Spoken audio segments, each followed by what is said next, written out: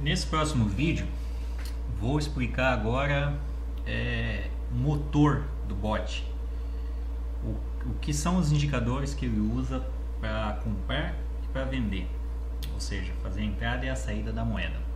Vou clicar aqui no botão estratégia. Então ele vai trazer a estratégia da Cardano, que é a moeda que eu estou usando de teste. Vou fazer diferente aqui porque eu vou mostrar o gráfico da Verge. Então vou mudar aqui para Verge para ficar mais preciso. Verge. Cliquei em estratégias.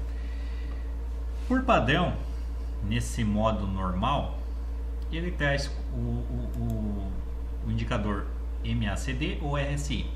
O que significa? Ele vai tentar buscar os dois indicadores. Quando achar, o primeiro que ele achar, tanto o indicador RSI ou o indicador MACD, ele faz a compra. Mesma coisa na venda. Se você não gosta do RSI, por exemplo, você pode usar apenas o MACD. Ou não gosta do MACD, você pode usar RSI. Isso varia muito por tipo de mercado. Então fica difícil dizer qual funciona melhor ou qual não funciona melhor. Eu trago por padrão para usar os dois, porque tem duas vezes mais chances de achar um indicador para funcionar. Não quer dizer que o indicador que ele achar vai ser o melhor preço para compra ou o melhor preço para venda, mas pelo menos ele vai achar um indicador de entrada ou de saída da moeda. Tipo de preço, limite ao mercado. Se você usa como preço limite, que é o padrão e que geralmente o pessoal usa, ele é o preço, o melhor preço, é o que está sendo ofertado, que você está ofertando para comprar ou vender por aquele preço. Quando você usa por mercado, é o preço que a exchange está usando lá. Geralmente é mais caro para você comprar e mais barato para vender. Só que como é o preço de mercado, a operação é certeza que vai ser efetivada na hora. Com o limite não. Pode ser que ele crie a operação, mas o preço pode ter uma variação mínima no exato segundo que criou a operação e ele não efetivar na hora. Pode ser que no próximo ciclo efetive. Mas não é. Pode ser que a operação fique travada lá na exchange. Preço máximo para a compra e preço mínimo para a venda. O que seria isso?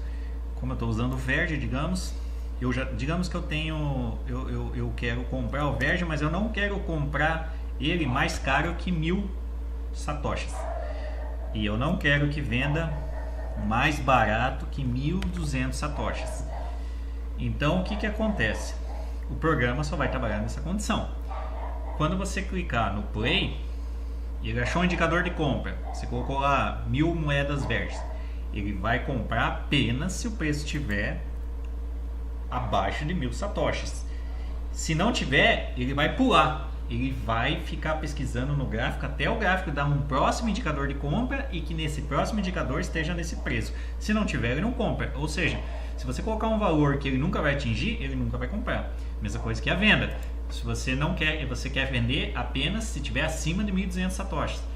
Ele só vai vender quando o indicador de venda e o preço naquele momento estiver acima disso, senão ele não vende. Ele vai procurar o próximo indicador. Às vezes pode levar alguns minutos, às vezes meia hora, às vezes uma hora, às vezes dias.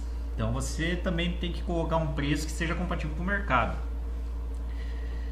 Comprar a 0,1% a menos que a última venda ou vender 0,1% a mais que a última compra. O que seria isso? Essa função só funciona se o anti-prejuízo estiver ativo. O que seria isso?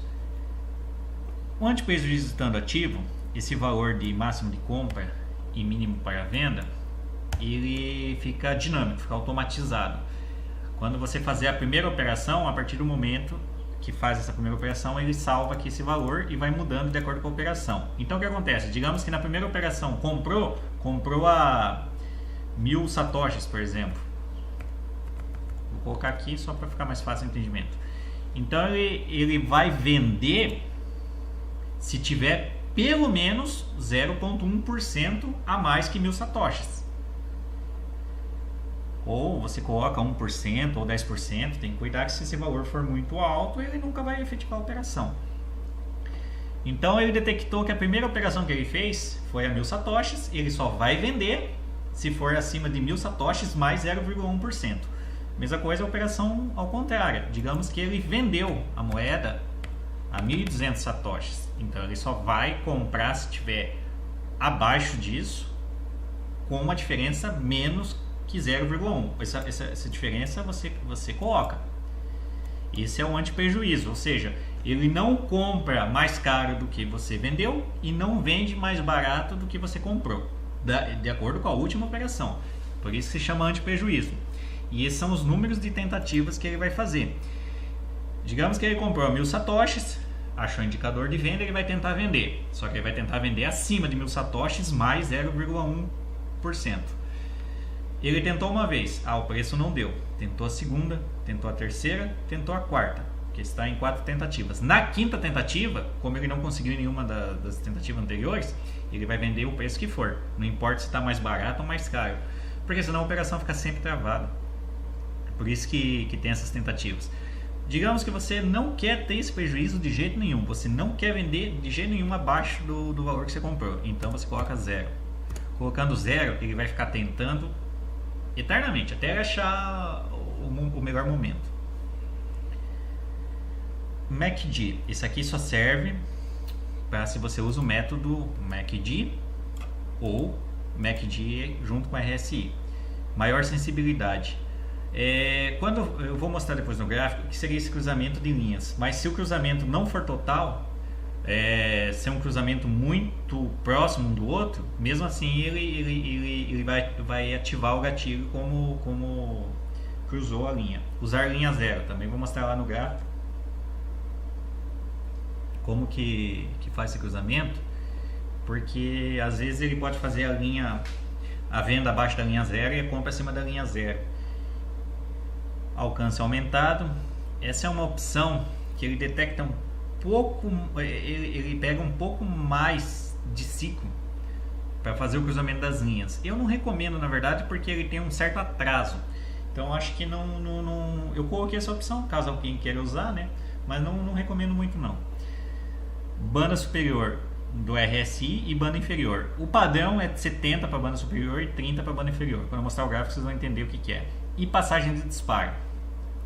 O que é a passagem de disparo? Vou tentar mostrar aqui na ajuda. Esse é o RSI. Essa seria a banda de 70%. Então o RSI foi maior que 70%. Então aqui passou um ciclo, 2 ciclos, 3 ciclos e o quarto ciclo. Então a passagem de disparo seria isso. Ele vai disparar quando passar a terceira vez no RSI. Se o RSI for muito curto,